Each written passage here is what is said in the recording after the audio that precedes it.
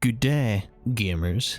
It is I, Defoe, and I appear before you today with a gift, knowledge of a video game by the name of Dragons Dogma 2. Dragons Dogma 2 is a third-person action RPG with a massive and beautiful open world, a character creator deeper than the Mariana Trench, and combat so cinematic it looks scripted. But keep your pants on, this is not a game for everyone. From quests so obtuse and vague you'd need to be a sleuth to figure out what in the actual fuck you're supposed to be doing without a guide.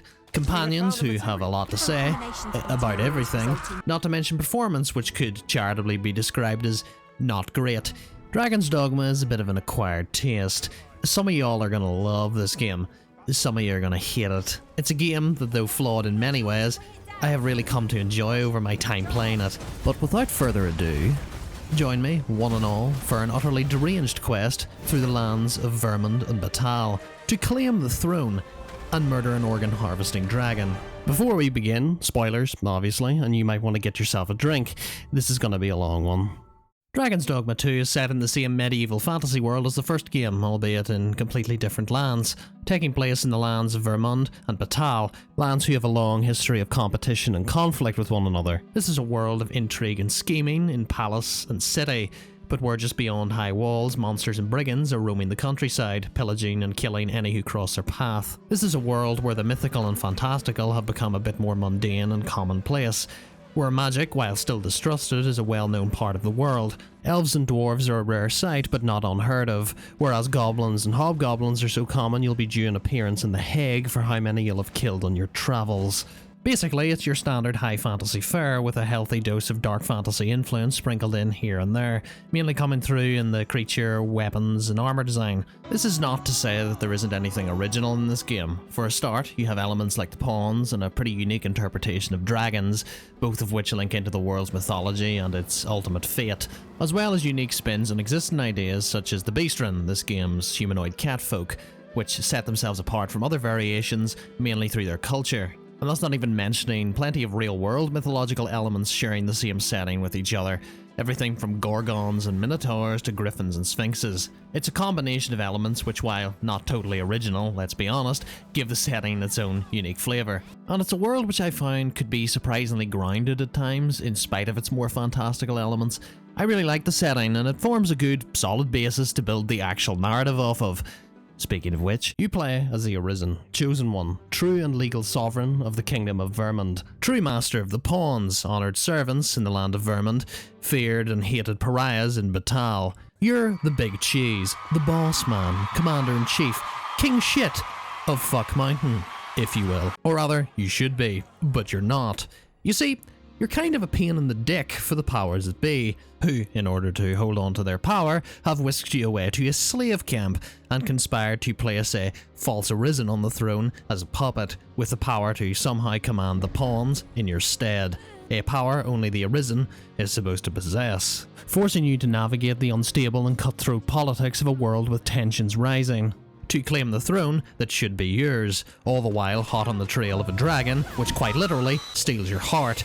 The dragon having chosen you, the player character, as Arisen, and the same dragon which your fate will demand that you one day slay. It's a pretty standard setup for an RPG, all things considered, though not without its twists, especially later on. Side quests are something similar, generally pretty run-of-the-mill stuff: deliver this letter, rescue the child, search for a precious relic, you know. This is not to say that there aren't more creative ones as well. With these, something that seems simple can turn out to be not. One element of the writing for both the main and side quests I expect will end up being a bit mixed, is how you can miss or mess up a lot of it your first time around, bringing consequences for both the story and the world, and due to systems in game, you have to run with those consequences. In Dragons Dogma 2, time is an important factor. Very few games are able to simulate actual urgency, due in large part to the fact that they don't want you to miss out on content. Dragons Dogma 2 doesn't give a fuck. Not in the right place at the right time? Well, you missed that quest. Or better yet, you are in the right place at the right time and you get the quest, but you don't complete the quest fast enough because it's time sensitive. Well, you fail that quest. In fact, unless you had the foresight to save in an inn beforehand, you can't retry any quests with fail states. you just fail them, and you gotta carry that weight. This is even the case in the main quest line near the end of the game. In one particular case with the Guardian Gigantus, don't feel like fighting the monolithic fucker striding across the sea. Got side quests to do, or maybe you're just like, nah, it'll be fine. Well, you're right. If you don't kill it, someone else will, missing out on the set piece which comes with it. I'll speak a bit more in depth on the mechanics of quests during the gameplay section, but suffice it to say, I'm a bit more mixed on the quest design in game. On one hand, I respect a game which sticks to its guns and has the actual ball sack to add genuine urgency and consequences into its narrative, without holding your hand. The downside of this hands-off approach is that if you fuck it up, and you will, well, you don't get another shot, you just kinda have to own it, which is kinda the point. But if you're like me and you'd like to see most of what the game has on offer your first time round, all the consequences of your actions and which paths you want to pursue, you might be shit out of luck. Dragons Dogma 2's main quests, just like the side quests, have multiple outcomes, with variances coming from which characters you met along the way.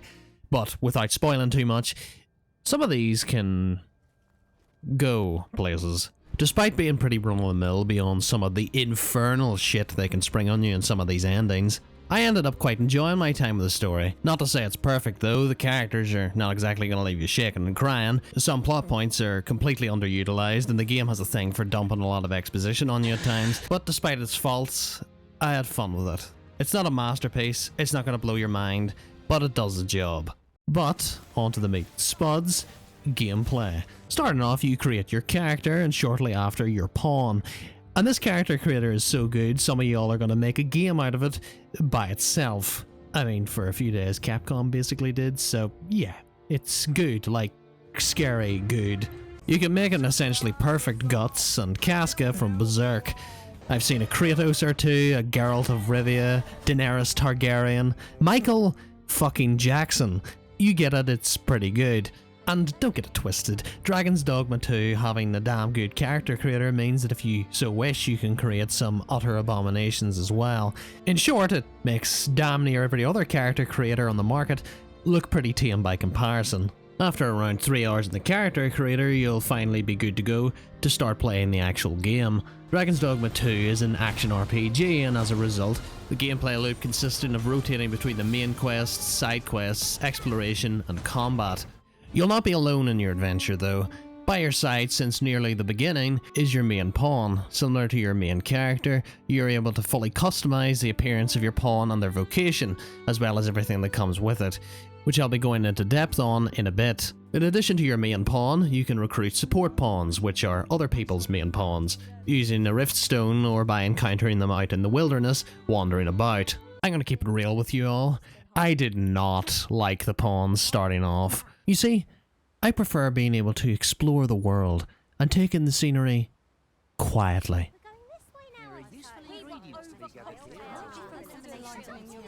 They can be a lot, I know, but you'll grow pretty attached to them, especially your main pawn. A lot of this has to do with how much depth there is to pawns. While you can't have an actual conversation with them, they can guide you through quests to loot, learn the weaknesses of certain enemy types, combo with you for certain attacks, and can absolutely save your ass from time to time. From what I gather, it's a myth that pawns learn from the player, rather that a pawn's inclination affects whether or not they will perform acts that you have previously done yourself. Inclinations are your pawn's temperament and change their personality and how they behave in battle. Cam pawns are cautious, attacking and defending as needed. Kind-hearted pawns focus on support and healing. Simple pawns are curious, gathering items and information and relaying it to the player. And straightforward pawns are the perfect fit for a fighter or a warrior. They're aggressive and fearless. A pawn's inclination, as with any facet of your main pawn, is able to be changed, and certain inclinations work better with certain vocations. For instance, a kind-hearted mage with healing spells, or the straightforward warrior or fighter I mentioned earlier. Pawns can be specialised further through the use of specialisation tomes, with specialisations ranging from the logistician who will organise your inventory and craft items, to the chirurgeon who uses curatives on you and the party as needed, rather than having to be ordered to. In addition to your main pawn, you can also have 2 support pawns who are other people's main pawns. And lads, some of y'all are down bad. You can't change their appearance, their vocation, their abilities, or their augments, but they're kind of essential for making sure that you have all of your bases covered during your adventures. Support pawns have to be hired, Many you can hire for free, but some have a price tag. Rift crystals are the currency you use for hiring pawns and purchasing pawn-related items.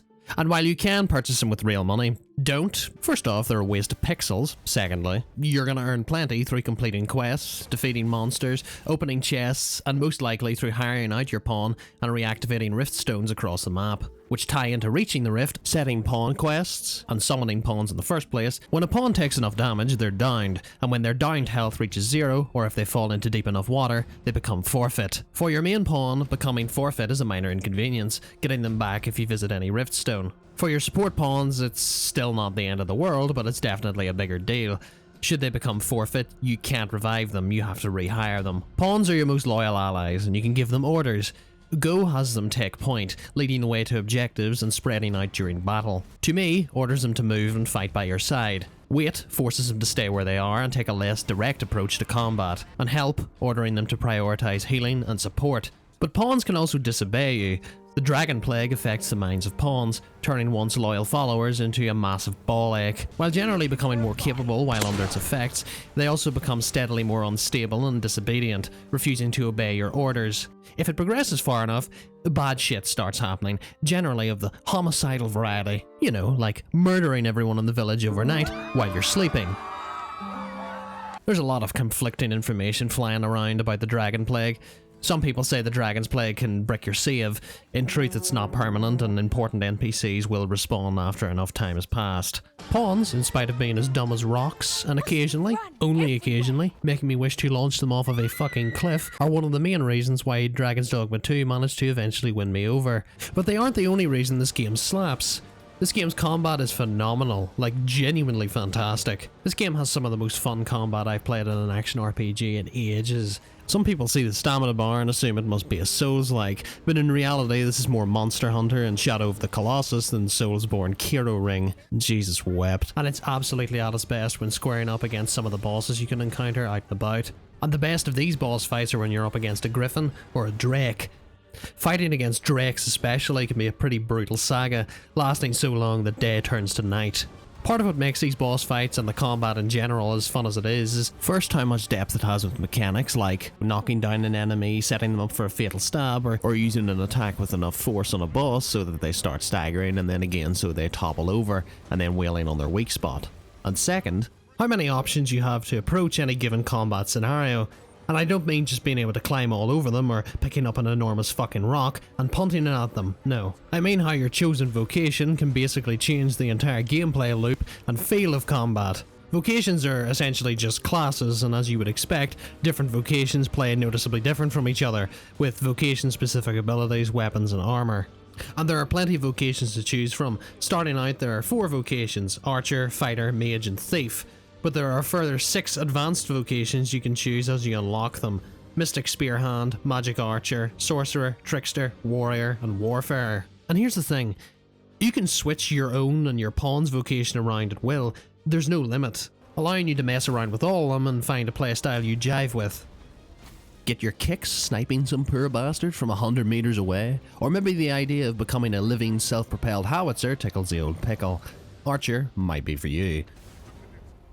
Maybe you want to drop a lightning bolt or two, or better yet, drop a fucking twister on somebody. Or for the more selfless amongst you, support your team with healing or buffs. Me as your sorcerer might be your jam. Or maybe you're like me, preferring to fight more personal-like. Well, you're in luck, and you have 3 speeds to choose from. Fast as fuck with the thief, darting around at the speed of sound, dropping explosives and ultra-instincting out of attacks.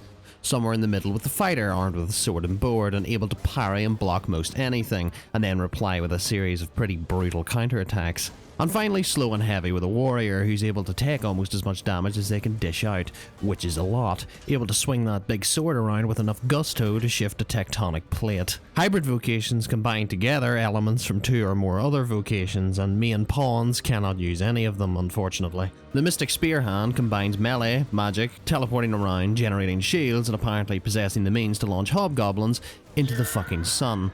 Magic Archer combining magic and archery. Want to launch a ship sinker at a dragon's head, a magical cruise missile, or maybe whatever the hell this is strikes your fancy.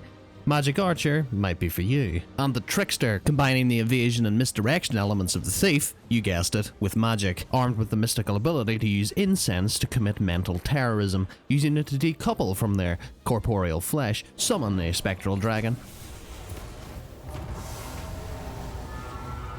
or getting your pawns so high they forget to die. And last but not least, the Warfarer, a vocation which can use abilities and weapons from every other vocation, albeit a bit less effectively. They're the ultimate jack of all trades. While they can't use maester abilities, they can use everything else, granting them more adaptability to fill in the gaps in a party than any other single vocation. As you may have noticed, I played a lot of the Warrior. However, much to my surprise, the fuck-off enormous sword playstyle had heavy competition. When I was gathering footage in New Game Plus, I got a real kick out of the Archer, the Thief, the Fighter, and the Mystic Spearhand. So with what I know now, I wouldn't recommend sticking just to one vocation. Not just because you have no reason not to experiment, as you can switch freely, you lose absolutely nothing. All of the vocations have some genuinely really fun stuff to play around with. It's also genuinely more effective to play multiple vocations in order to gain access to those sweet, sweet augments. Augments are essentially skills which buff a certain stat. They're all pretty simple, giving you increased health, increased stamina, stamina regeneration, higher physical defense, that sort of thing. What's cool about augments is that you can mix and match them together, regardless of your vocation. You may find that they complement your playstyle or your build regardless of the vocation they were originally intended for, but you ain't getting any of these unless you level up your vocations.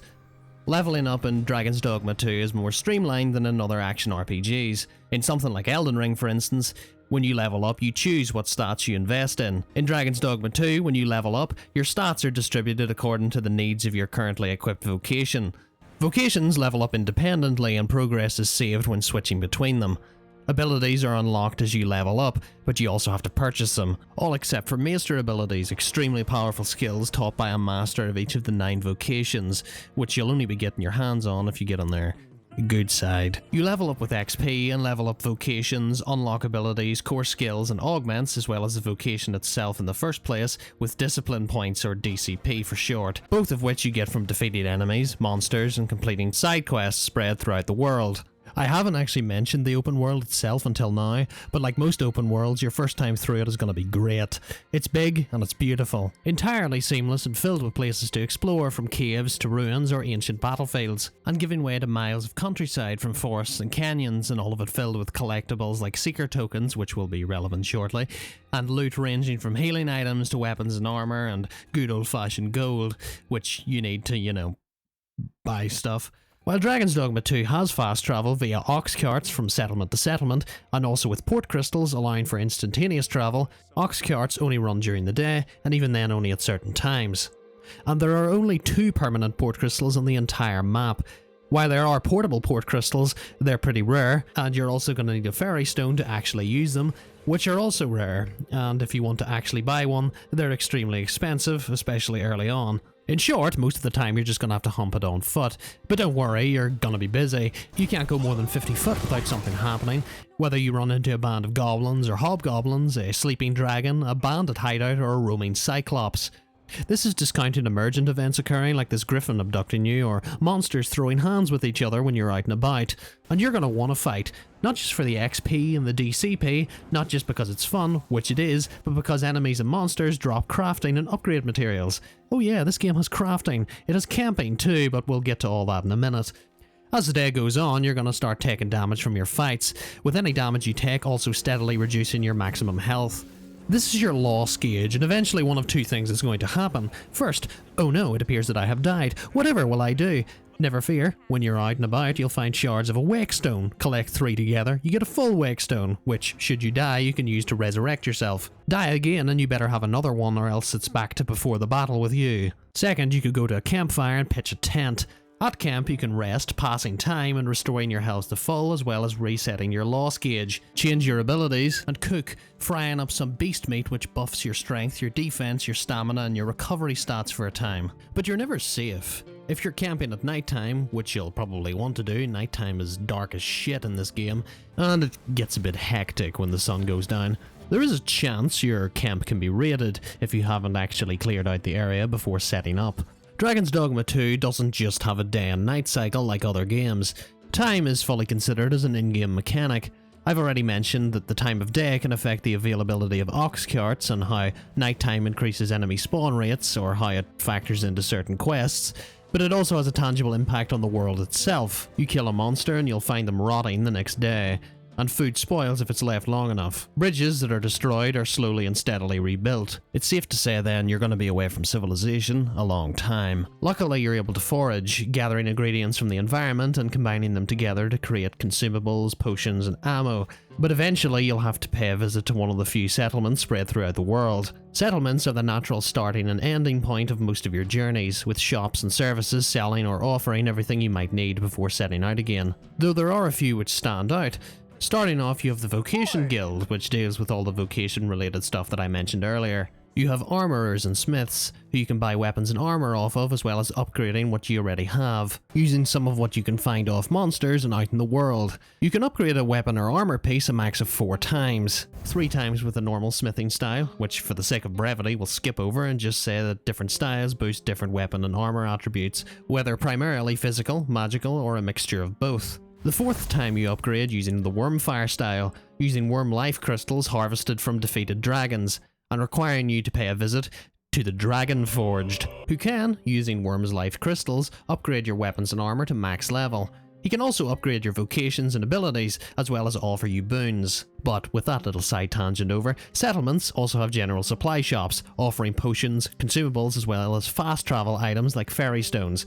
And finally inns, which in addition to offering you a place to stay the night, also offer a place to store your gear, which you're going to need to do. Things are heavy in this game. Settlements are also generally where you're going to pick up a majority of your quests and side quests during your playthrough, and these do not hold your hand in the slightest. Most are pretty straightforward though, fetch quest type stuff, like I mentioned earlier, but quite a few have objectives and expectations about as clear and concise as Doctor's handwriting, and the absolute peak of this is the quest, A Game of Wits. Let's set the scene. When you're up in the mountains, you might run across this biologically ambiguous creature who challenges you to answer a series of 10 riddles correctly, some of which are sensible enough. Find the item of greatest value, bring forward your most beloved, duel this man with your attacks doing exactly 1 damage. But then, you'll get one of these. Revisit the location you found your very first Seeker token in your playthrough. There's 240 of them spread across the map. You have 7 days. Find this exact man. And I do mean this exact man. Tell me, how many of my riddles have you answered aptly? When I related how many I had aptly answered, as in correctly, I was wrong. Turns out it's a wonky translation, and what she actually wants to know is how many have you answered in total. Understandably by this point you may feel the burning desire to murder the creature. And even that isn't simple. You can't attack any human part of her, or else she gets pissy and fucks off. Turns out you have to attack her bestial elements. Where do you learn this exactly? On the pot you're supposed to bring halfway across the map without breaking. Oh, and you can only answer wrong once, or else you fail the quest. But I hear you cry, it's not that big of a deal, just reload your save. About that. You have 2 saves. One is essentially an autosave, which saves every time something notable happens, such as failing a quest. The other save is the last time you rested in an inn. Admittedly, this quest is by far the worst offender, but it's not the only one. Lump in time sensitivity, how fine the margin for error often is and how punishing failure can be, and you have a big old tub of Marmite. Turns out having to reload 7 hours ago or wait until your next playthrough just for a chance to retry a quest isn't gonna be for everyone. It's not like you can even run a second playthrough on the side either, as there's a limit on 1 game file at a time, which is honestly a bizarre choice, but I digress. Occasionally deranged quests are not the only issue this game has. Like many open worlds, it's going to be a one-time wonder. After, it's going to be a case of diminishing returns in subsequent playthroughs. This is made worse generally by the game having an extremely limited roster of enemies. While the combat is incredibly fun, having to fight a Cyclops for the 50th time this hour is going to start grating at some point. And then there's the issue of difficulty. This game, after you get over the learning curve of figuring out how everything works at the start, is often a bit too easy. This is also made a bit worse when some of the vocations can do, well, this. And unfortunately there is no adjustable difficulty. So when you eventually reach the point where every enemy is more of a slight inconvenience than an actual threat, you can't even up the ante. It has other issues too, but I think you get the gist, and I think I've been babbling on about gameplay for long enough. So, on to presentation and performance. So let's deal with the obvious first. This is a good looking game. This game has a real true-to-life look going on, from the weapons and armor to the characters' faces to the environments and the lighting. It all looks phenomenal. This may well be one of the most authentic and beautiful open worlds I have ever seen. One of the game's unique visual party tricks is the insane render distance. You can see clear across the entire map, which totally sells the epic scale of this world. Sound work is also fantastic for the most part. I say for the most part because the combat and environmental sound work, and especially the OST itself, is absolutely fantastic stuff. My only real problem with the sound work is the voice acting.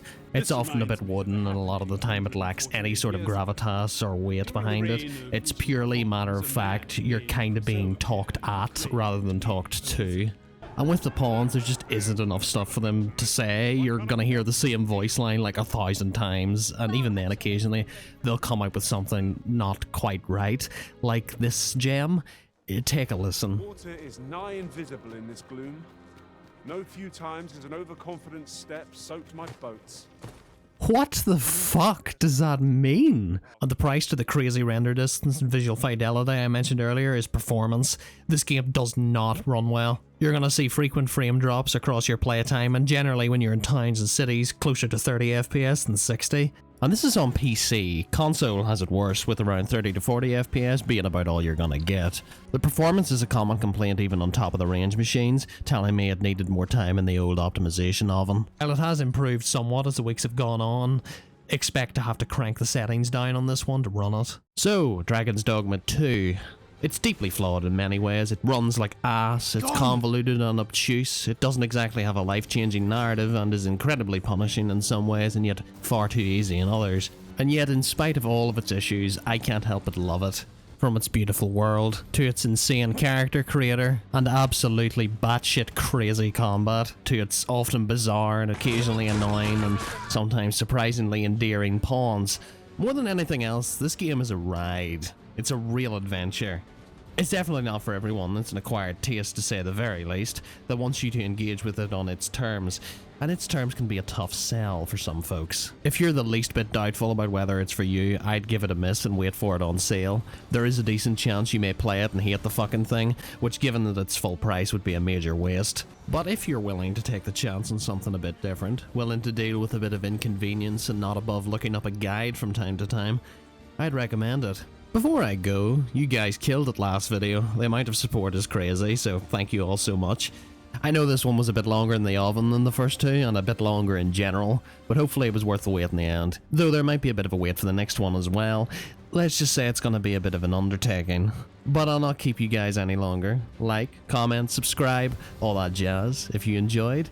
And as always, take it easy, stay safe, and cheerio.